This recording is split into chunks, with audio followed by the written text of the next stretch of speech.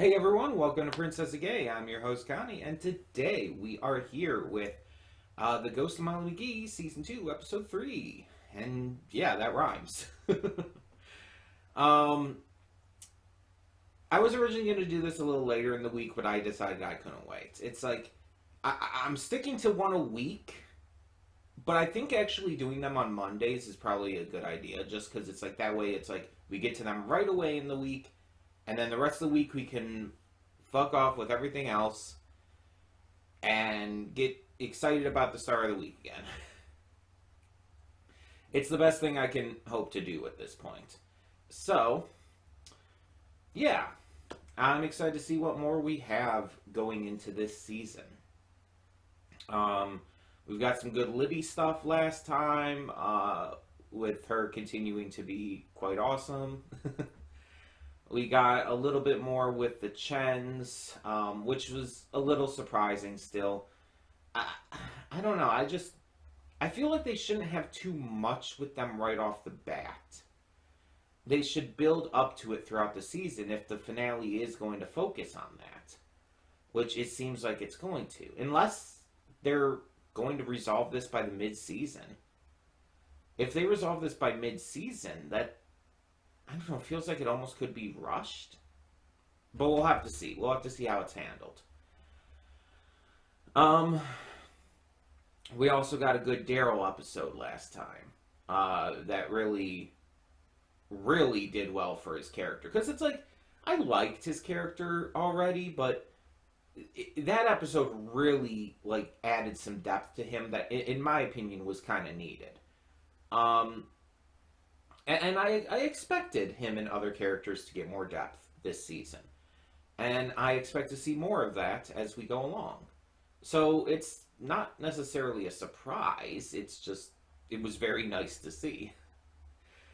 We have yet to see Andrea this season, which is definitely a crime. But hopefully we'll get to see her soon. Hopefully this episode. But yeah. As much as Libby is my favorite character, Andrea is a very close second. Like, you have no idea how much I love Andrea. It's really close. I think I only like Libby a little more because of, like, I personally kind of connect with her. I personally, like, I feel like she's very similar to me in a lot of ways. Not every way, but a lot of ways. Plus, I just absolutely adore the fact that they're giving such direct Jewish representation. Because it's just like, it's just something you don't see enough of in media. And from what I've even heard from Jewish people talking about it, they've been doing it extremely respectfully and really well. So I'm really happy about that. But again, there's also just the relatability factor with her that just really connects with me. It's like that's always been a thing. Like, even with My Little Pony Friendship is Magic, like, my initial favorite before I started loving Pinkie Pie a little more was Fluttershy. Because I connected with her. Because I felt like, oh, this is a character that speaks to me. Pinkie Pie only became my favorite after A Friend Indeed, after that episode, because, you know, that episode literally saved my life. It literally, like, helped my depression. And it was definitely not the only factor, and I mean, I can contribute a lot of MLP up to that point to helping as well, but that was the episode that really helped turn things around for me. And so it's like, but Fluttershy, I always liked Fluttershy a lot. She ended up becoming my third favorite by the end, because it was definitely Pinkie Pie, then Rarity, and then her. But she was still top 3 of at least the main 6. Because there are definitely others who took top spots after that, like Trixie and Glimmy. It's just like, I still love Fluttershy. But yeah, it's like, I do tend to gravitate a lot towards characters who I connect with. Even if they're not always my favorite characters. I loved Marcy and Amphibia because of connecting with her a lot. Um,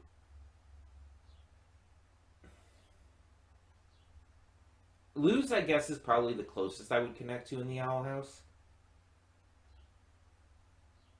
So probably, yeah, yeah, I'd say Luz in that regard. Um, but there's just a lot of shows and examples. But yeah, in this, it was always Libby. Plus, it doesn't hurt that Libby's voice actress was Kari in the original dub for Digimon Adventure, which like is a huge nostalgic blast to the face because it's like that was my shit growing up. So that helps as well. Um, that very much helps as well. It's just it's really cool, you know. It's really cool to see just connecting with any of these characters on a very big level. With Andrea, my connection is less personal, of course, but I tend to like these kinds of characters. You've seen it in if you've been around on like the old channel and stuff like before that got terminated. Um, you would know I really loved Pacifica in Gravity Falls. I like Pip in My Little Pony Make Your Mark. I like basically a lot of these characters who are kind of like these rich snobby characters, um, but end up actually becoming good or having a character arc or even just aren't even all that bad in the first place and are kind of misunderstood and use um, basically a defense mechanism by making themselves seem worse than they are just to avoid, pain and trauma. Andrea definitely seems like that latter one. Like, she's definitely not as bad as others have been. Like, when you see early Pacifica before her redemption in Gravity Falls, oh yeah, she's much worse than Andrea ever was. Andrea was never really that bad. The only reason she was antagonistic towards Molly in the first episode was because Molly kept getting her name wrong and it annoyed her. But like after that, she was never really that antagonistic. She was never really that much of a bad guy. She was just, you know, kind of a rich snob, but not even to a super bad degree. It was just a little annoying at worst. At the absolute worst, it was just a slightly annoying.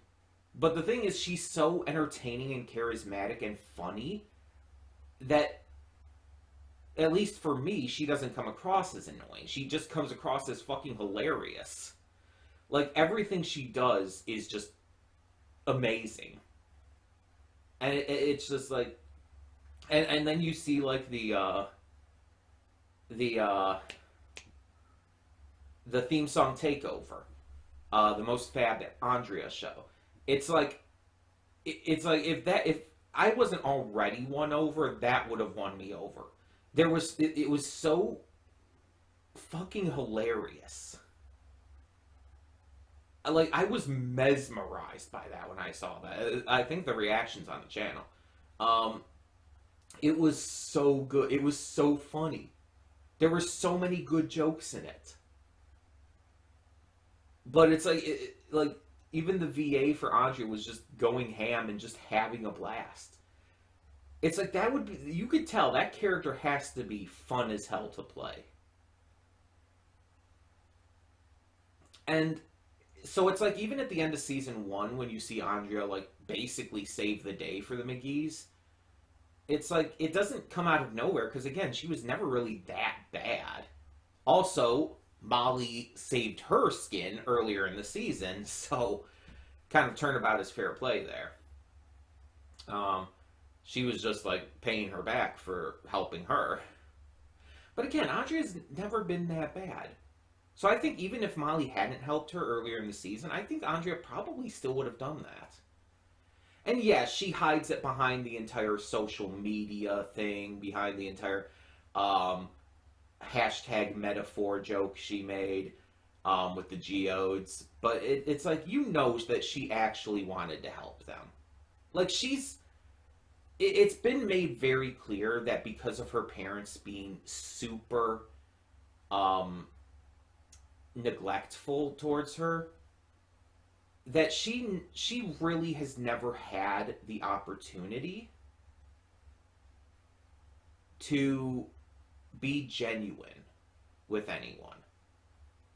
She's always had to hide under this shell of being this perfect little princess, of being this social media influencer, of being popular, having all these friends, all this influence, because she feels like she has to win her parents' approval, and this is the only way she knows how to do it, because this is the kind of shit her parents are into. You even see in the same episode where Molly saves her, her parents are on their phones constantly. It's like, where do you think she gets this shit from? She's trying to win their love. It's exceptionally sad. And the moment you see Molly realize this, and realize that Andrea's not that bad, is like this just light bulb moment that is so beautifully executed. And it's like, I'm sorry for going on this ramble about Andrea here, but it's like, I'm not sorry either. I'm sorry, but I'm not sorry. Because I really genuinely think that her character is so excellently done. Honestly, I would say that there's potential for her to be probably one of the best characters of this trope. Like, right up there with Amity. And Amity was so amazingly done. Because Amity definitely fell into this trope. 100%. Rich, popular girl who ends up seeing the error of her ways and becomes better. It's like, yeah, that was all over Amity. And Amity's character arc was handled phenomenally. And I could see Andrea being as good as Amity. I genuinely see that potential. Will it capitalize on it? I don't know. But there's already so much potential for her, and I definitely believe they could go that route. And I hope they do. I really hope they do. And even if they don't go to that degree, I have faith that they're still going to make Andrea a really fantastic character all around. So, yeah. I'm hoping she appears in this episode, if that wasn't clear.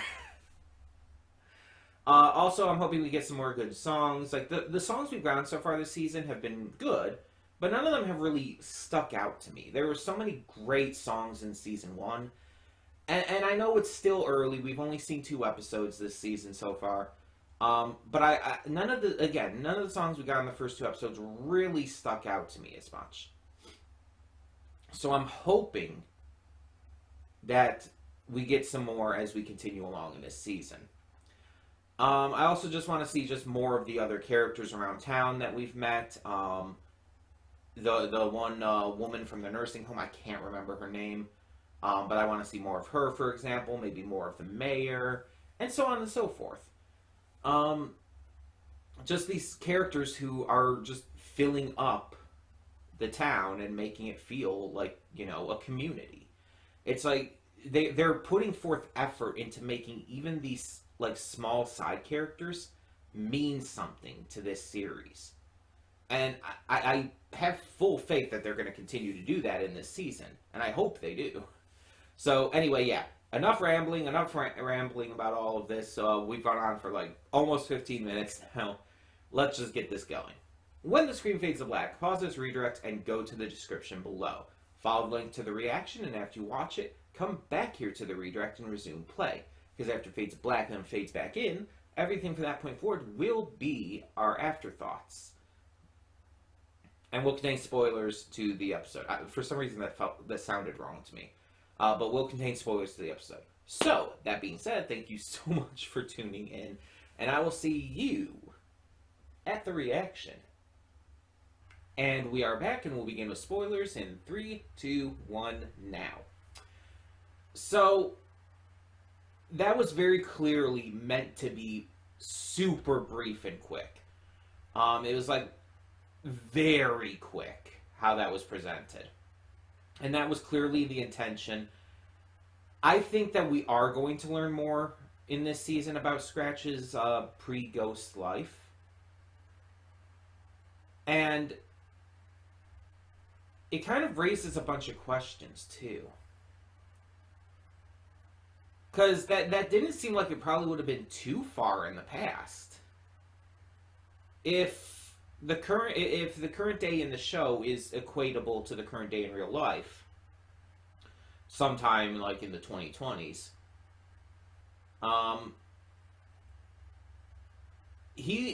it looked like that could have been from, I mean, the 80s,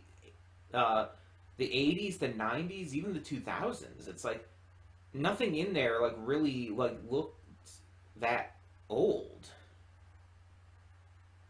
And if he was a kid, then it's almost implied that he died pretty young. Because that's what I'm getting for that. That he was a kid, that was probably his best friend. She moved away, leaving him alone, and the soda was the only thing they had to remember each other by. It was a big important thing for them. Maybe they really loved drinking it together. Maybe it was because that's always been a thing. Like friends having like certain food preferences or snack preferences or stuff together. It's like, yeah, oh, for sure. When I was young, my friend Derek and I, who I have a sort of connection with still, we're friends on Facebook, and we've talked very rarely, but still. But like we would get like pizza all the time and stuff. Like we'd get like Little Caesars pizza and stuff, and just nosh on that and all. Like whenever we would go up to like a Yu-Gi-Oh card tournament or whatnot, we would usually get a pizza because there was a Little Caesars right over there too. So yeah, it's like you could definitely bring in that connection. So yeah, I'm thinking that Scratch was a kid. Maybe that was like during the 80s or 90s. He grew up maybe into an older teenager or a young adult, and some kind of accident happened. I don't think his death was natural. Some kind of accident happened. He passed away before his time, which also means this girl could still be alive.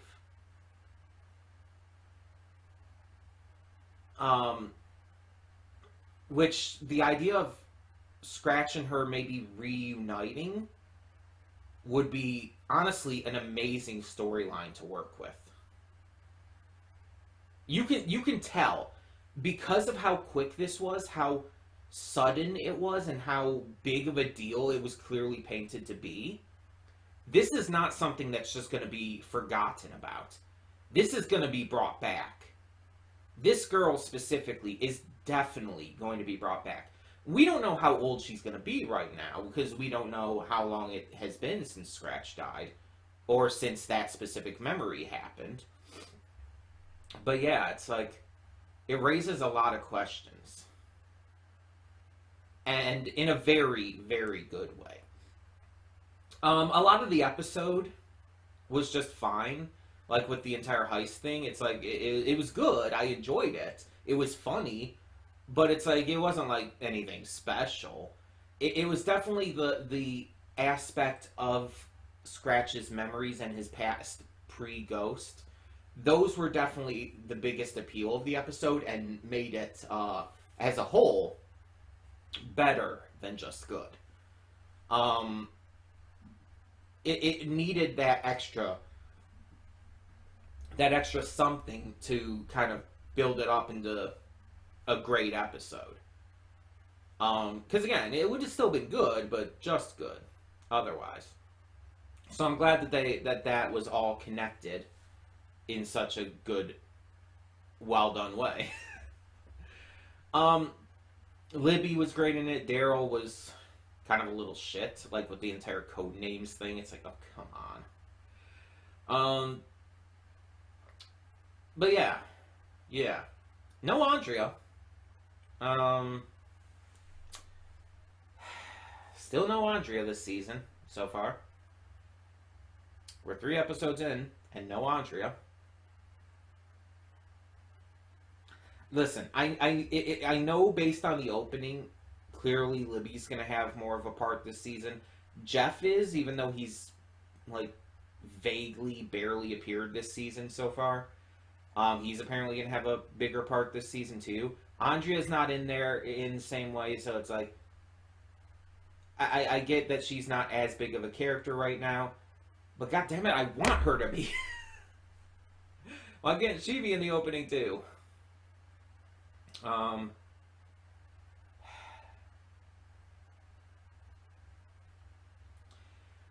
But yeah, we've gotten some good Libby stuff this this season so far for sure.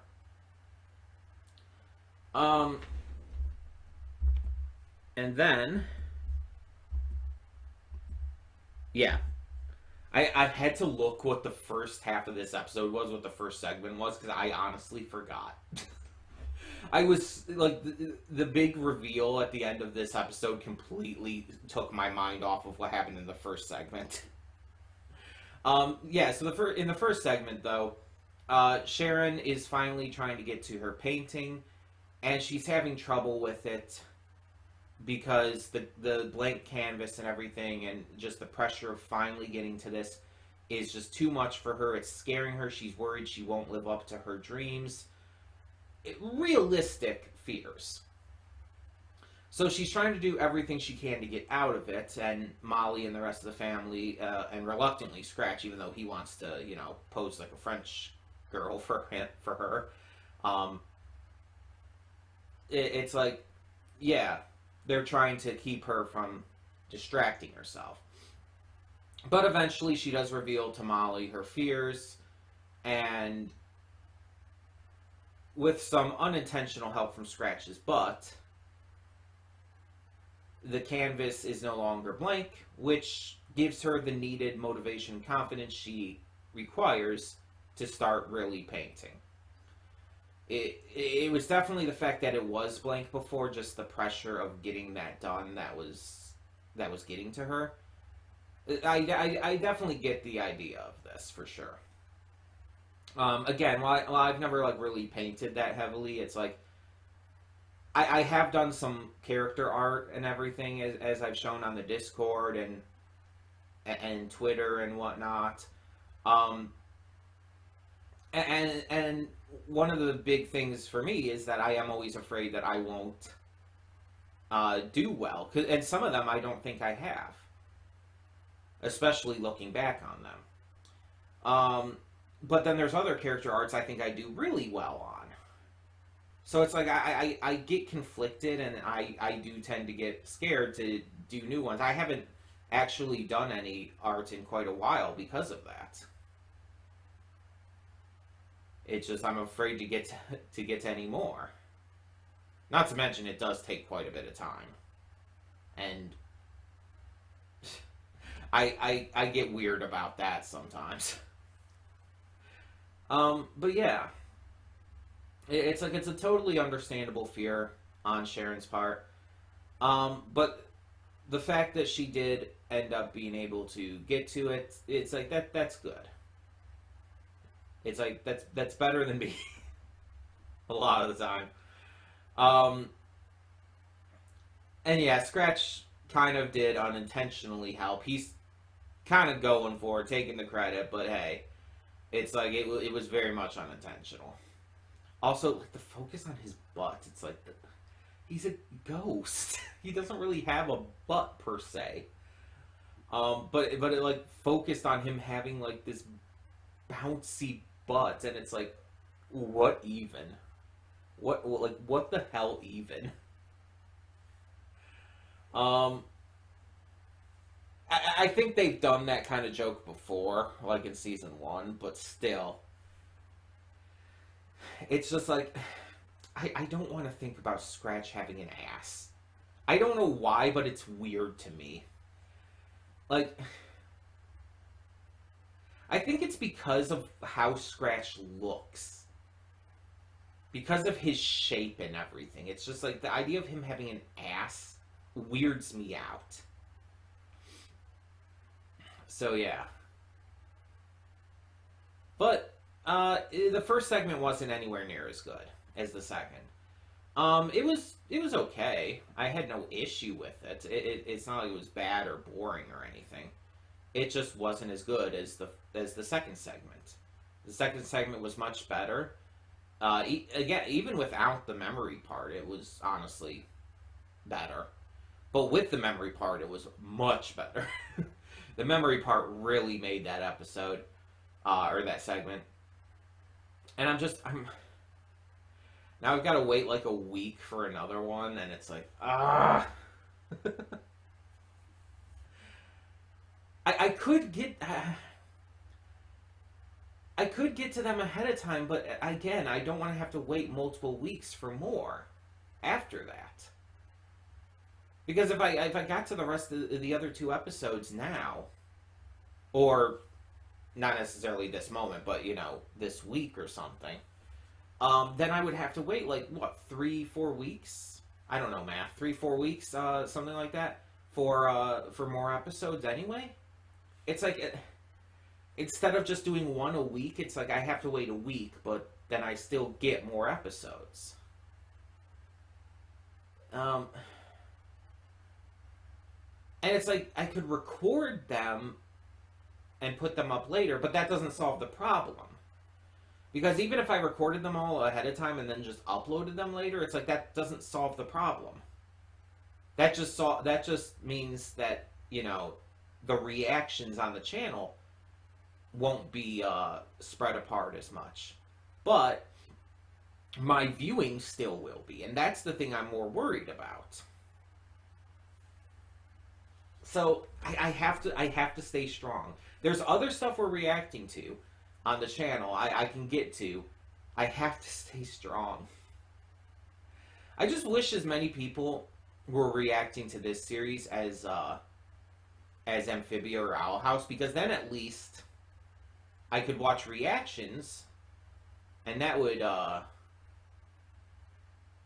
tide me over a little bit. That would help a bit.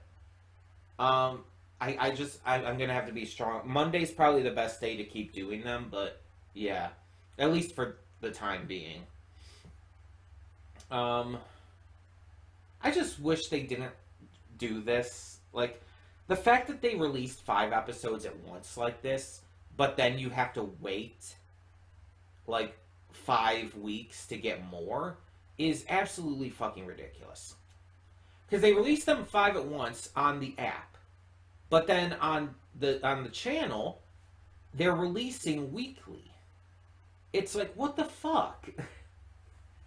So it's like you have to wait until they catch up on the channel, but mostly everyone's going to have seen them all by this point. So what's the point of doing it that way? Just release them 1 episode at a time on the channel. At least then you wouldn't have the temptation that would make it so.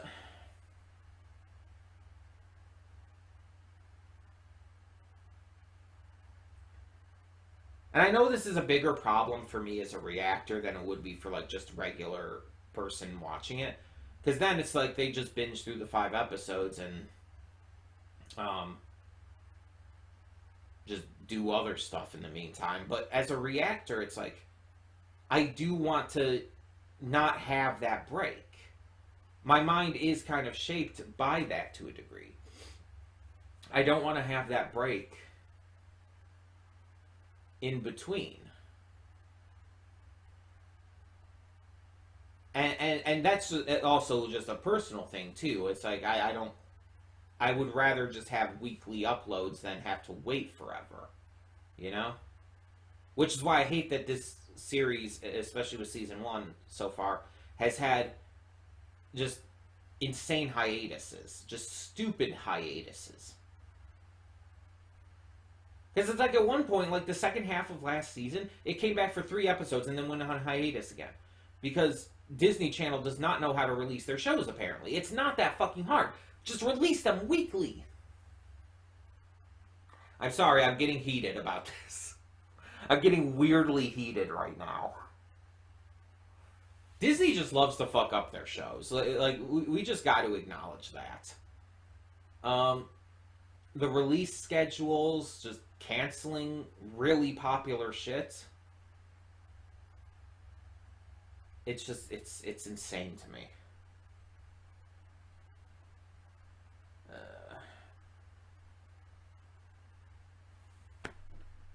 Anyway. Anyway. So. Tell me in the comments below what you thought of this episode. And hopefully it didn't drive you as crazy as it's clearly driving me. It wasn't the episode that's driving me crazy, but yeah.